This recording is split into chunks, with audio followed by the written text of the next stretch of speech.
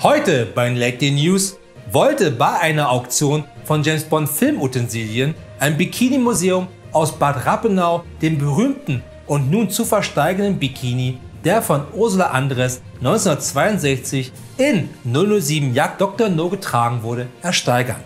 Jedoch verpasste der Bikini-Museumsleiter genau diese Auktion und ersteigerte aus Versehen nur ein einfaches rotes Baumwoll-Badekleid für über 4.000 $, der immerhin von Peter Altmaier bei der letzten großen Beachparty von Angela Merkel 2016 am Swimmingpool im Kanzleramt getragen wurde. Noch mehr gleich bei den News.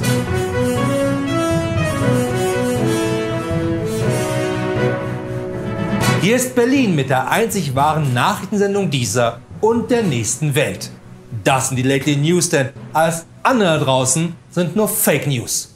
Natürlich auch heute Abend wieder mit mir, Florian Streletz, bekannt von unzähligen Fahndungsbildern vom BKA nach dem Fund eines Verstecks der RAF. Denn ich bin der uneheliche Sohn einer Liebelei zwischen der RAF und der FSK. Und das war definitiv erst ab 18. Außerdem, falls du glaubst, genauso cool zu sein wie ich, dann hau mit der Faust auf den Abo-Button und die Glocke, denn nur so haben wir die Chance, Bares für Wahres auch quotentechnisch weiter abzuhängen.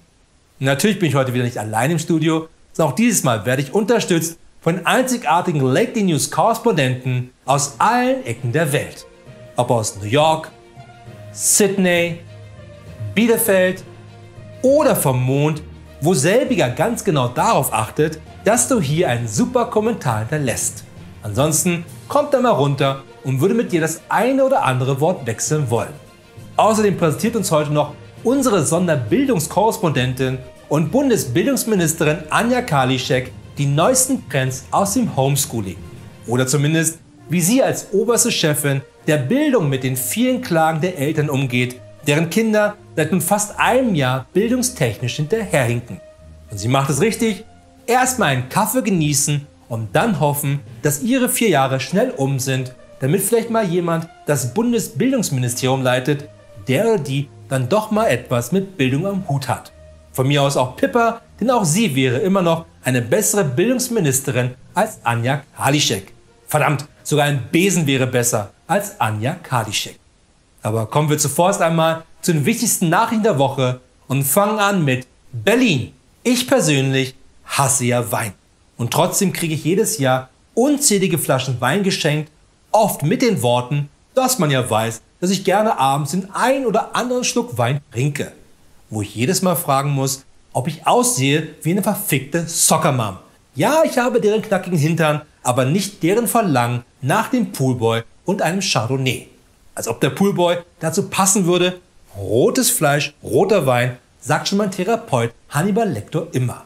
Jedenfalls habe ich, um den Massen an Wein habhaft zu werden, mir mittlerweile einen eigenen Weinkeller anlegen müssen mit einem hauseigenen Sommelier. Der wird immer standardmäßig mitgeliefert bei IKEA Prime Platin++. Einen anderen Verwendungszweck für Weinflaschen hat allerdings eine 25-Jährige aus Berlin versucht, die in Weinflaschen 10 Kilo Kokain am BR schmuggeln wollte. Natürlich im Handgepäck.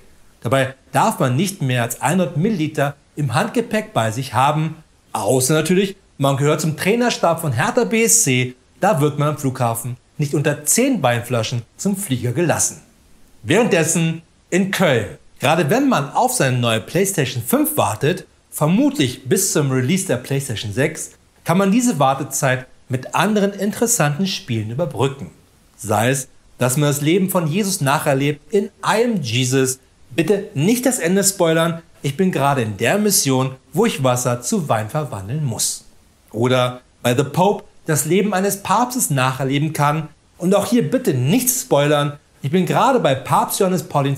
So weit, dass ich am Geschmack des Bodens erkennen kann, auf welchem Flughafen ich gerade bin.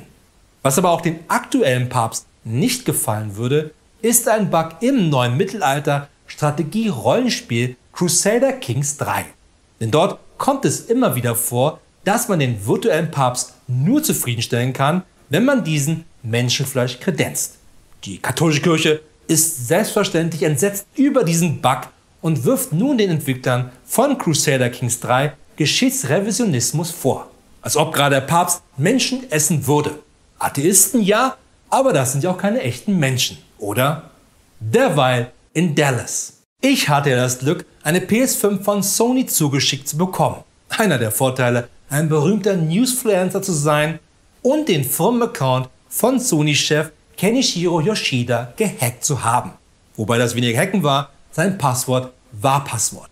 Jedenfalls gehöre ich deshalb zu den ungefähr 8 Menschen auf dieser Welt, die eine PlayStation 5 haben. Und noch nie habe ich Pong so brillant in 4K gesehen, seitdem letztens ein Brett aus meinem Billigregal in der Mitte durchgebrochen war und das nun aussah, als ob mein Billigregal Pong spielt mit meiner Ausgabe von Krieg und Frieden.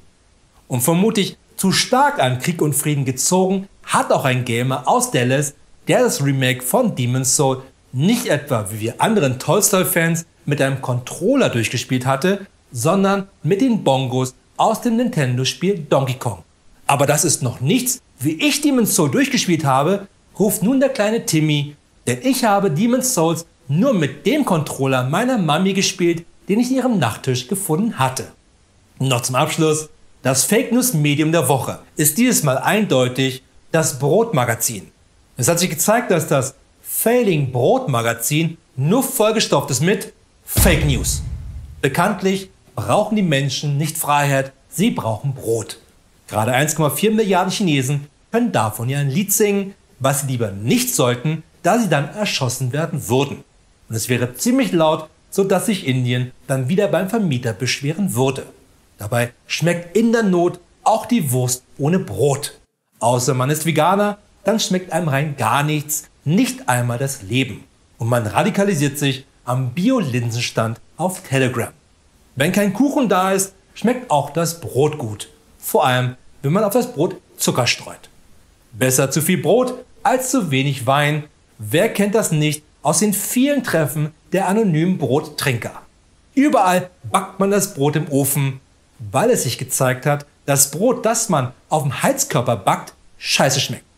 Und all diese Sprüche standen in der neuesten Ausgabe des Brotmagazins.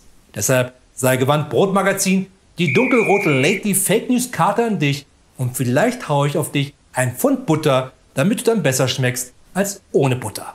Das waren die Lady News. Wir sehen uns wieder am Montag. Und nicht vergessen, alles andere draußen sind nur Fake News.